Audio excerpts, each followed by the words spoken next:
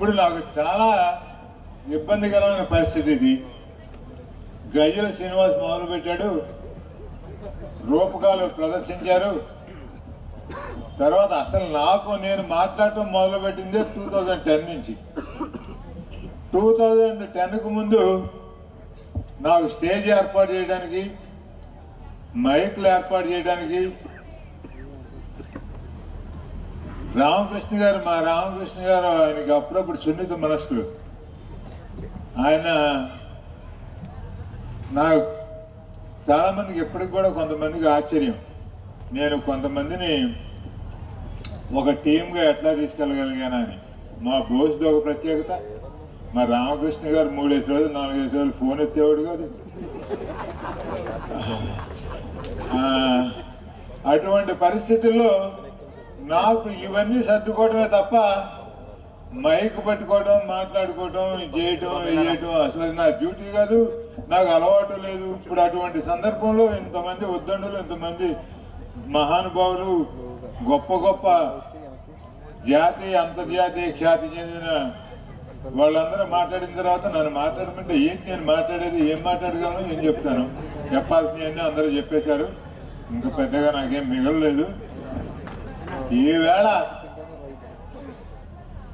నేను ఒక్క 2-3 విషయాలు మాట చెప్తాను. రాజశేఖర రెడ్డి గారు వారు జీవించి ఉండగా వారి పొలిటికల్ జీవితంలో, రాజకీయంలో, వారు పార్టీ రాజకీయాల్లో అసలు ఆయనకంటే కూడా నేను సీనియర్ని పార్టీలో వరకు. తర్వాత రాజకీయాల్లో ఆయన 78లో ఎమ్మెల్యే అయ్యారు. మాకు 66 నుంచి మా పరిచయం కాదు, 66 నుంచి స్నేహం. నేను మొట్టమొదట 1969లో 56 సంవత్సరాల కిందట పులివెందుల వెళ్ళటం సంభవించింది. అప్పటికి 3 ఏళ్ల ముందు నుంచి జరుగుతూ ఉంది. చాలా సభలు నేను రాజశేఖర రెడ్డి గారి అరేంజ్ చేశాను. రాజశేఖర రెడ్డి గారితో పాటు పాల్గొన్న వాళ్ళందరినీ నేను పేరున ఆహ్వానిస్తూ ఉండేవాడిని, వాళ్ళని ఇది చేసుకునేవాడిని. ఇంతకుముందు రఘువీరారెడ్డి గారు చెప్పారు, మేము మాట్లాడుకున్నాం, ఇటువంటి అవకాశం మనం మిస్ అవ్వకూడదు, మనం కంపల్సరీగా అటెండ్ అవ్వాలి అని చెప్పి. ఆ మాట్లాడుకునే సందర్భంలోనే అరుణ్ కుమార్ గారు, రఘువీరారెడ్డి గారు, నేను అటు మాట్లాడుకుంటా ఉన్నప్పుడు నిజంగా మా పరిచయాలతోటి కానీ మా అనుబంధాలతోటి కానీ పోల్చి చూసుకుంటే కృష్ణరావు గారి అనుబంధం పరిచయం రాజశేఖర రెడ్డి గారితో చాలా తక్కువ. కానీ నేను మనస్ఫూర్తిగా ఎగ్జాగరేషన్ లేకుండా, అతిశయోక్తి కాకుండా గుండె మీద చేసి చెప్తున్నాను, రాజశేఖర రెడ్డి గారిని ఇంత చక్కగా నాతోటి సహా ఎవ్వరూ చూపించలేకపోయాం. అది ఒక్క కృష్ణారావుకి సాధ్యమైంది. ఏకపాత్రాభినయం చేసిన లెవెల్లో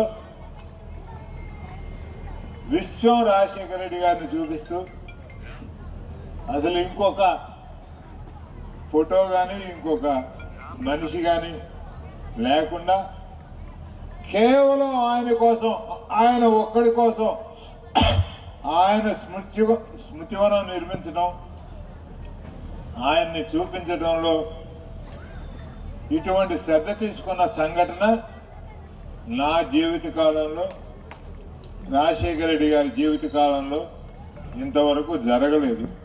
నేను ప్రత్యక్ష సాక్షిని. రాజశేఖర రెడ్డి గారి మీటింగులు నేను అటెండ్ అయ్యేవాడిని కాదు, పాదయాత్రలో మటుకు ప్రతి అంగుళంలో ఉండేవాడిని. కానీ ఆ ప్రతి మీటింగ్ నేను ఫాలో అయ్యేవాడిని. ఆ రోజున కూడా నేను ఆయన్ని ఈ లెవెల్లో ప్రొజెక్ట్ చేయలేకపోయాను. చేయాలనే ఐడియా కూడా రాలేదు. వస్తే చేసిండేవాడినేమో. కానీ నేను I'm suppose to be one of the best organisers, చాలా మంచిగా చేస్తానని నాకు నాకే అప్పుడప్పుడు కొంచెం సర్టిఫికెట్లు ఇచ్చేసుకుంటా, అదేం పెద్ద ఖర్చు కాదు కాబట్టి ఉండేవాడిని. కానీ ఈవేళ కృష్ణారావు చేసిన ఏర్పాట్లు కానీ, ఈవేళ రాజశేఖర రెడ్డి గారిని కృష్ణారావు ప్రొజెక్ట్ చేసినట్టుగా జరగటం కానీ అది ఇంతకుముందు జరగలేదు ఎప్పుడు. అంటే ఈ సందర్భం నవ్వుతో నా భవిష్యత్తు అని చెప్పాల్సినంత సందర్భం కాదు, కానీ చాలా చక్కగా మేమందరం సిగ్గుపడేలాగా, మనందరం గర్వపడేలాగా కృష్ణారావు ఇట్లా ఏర్పాటు చేశాడు.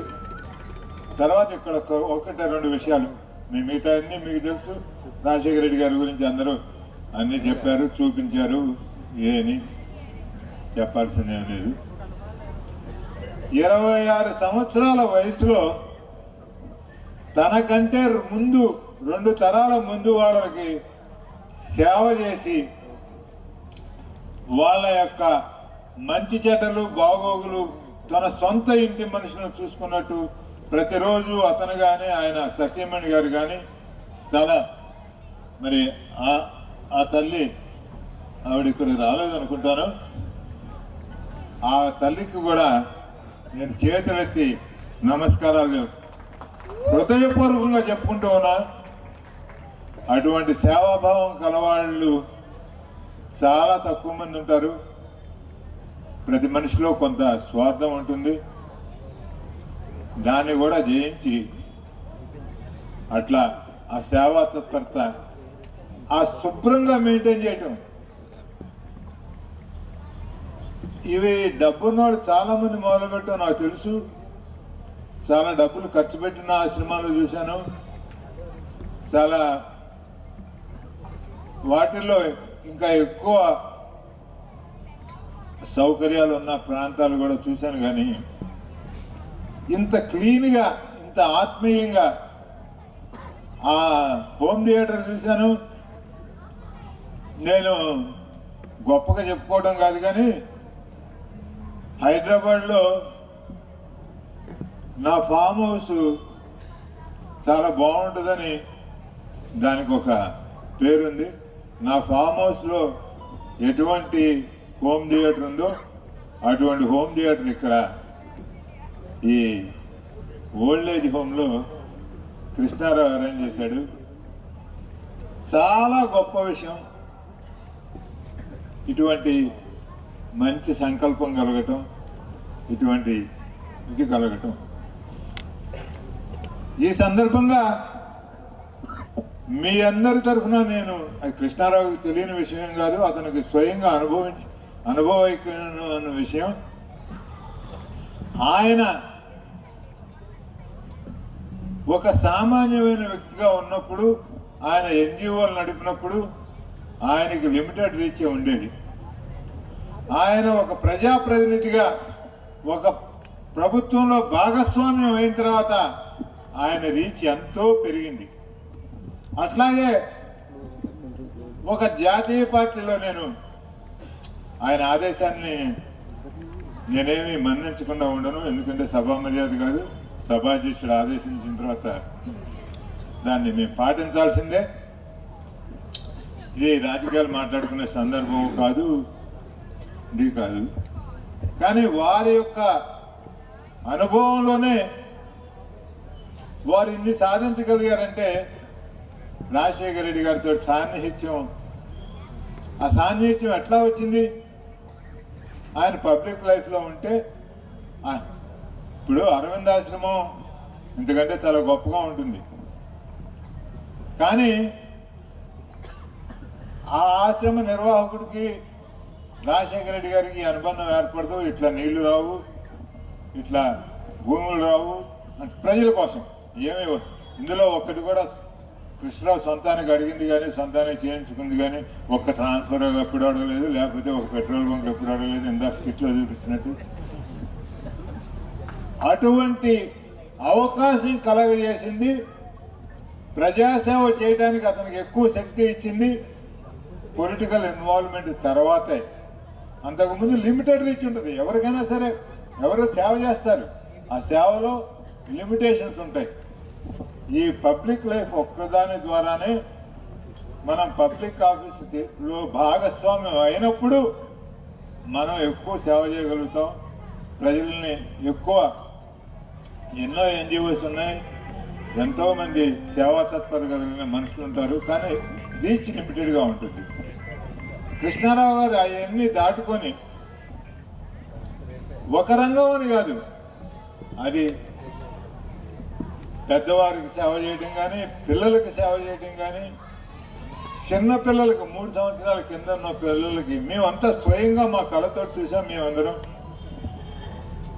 మేము అంతకుముందు విన్నాం, ఇవన్నీ నిజమో కాదో తెలుసుకుందామని చెప్పి మేమందరం ఒక రోజు ముందు రావడం జరిగింది. వచ్చినందుకు చాలా ఆనందించాం అన్ని చూసినప్పుడు.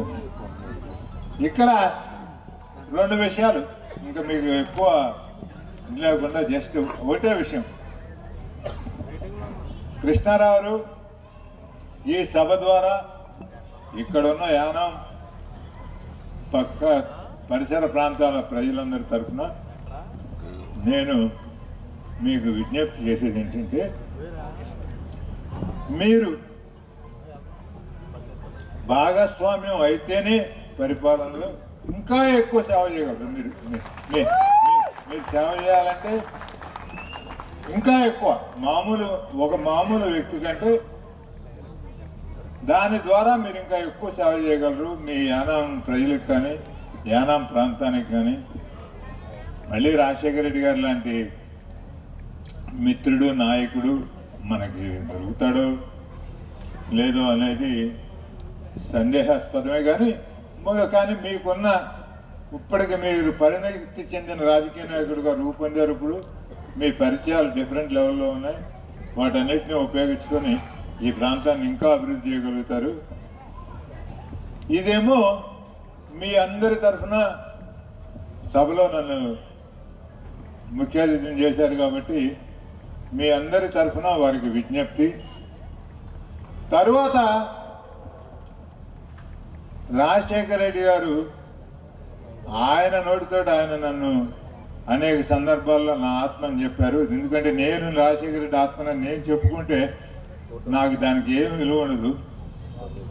నాకు మహాత్మా గాంధీ గారు తెలుసు, జవహర్లాల్ నెహ్రూ గారు తెలుసు, ఇందిరాగాంధీ గారు తెలుసు, కానీ వాళ్ళకే నేను తెలియదు. దురదృష్టం ఏంటంటే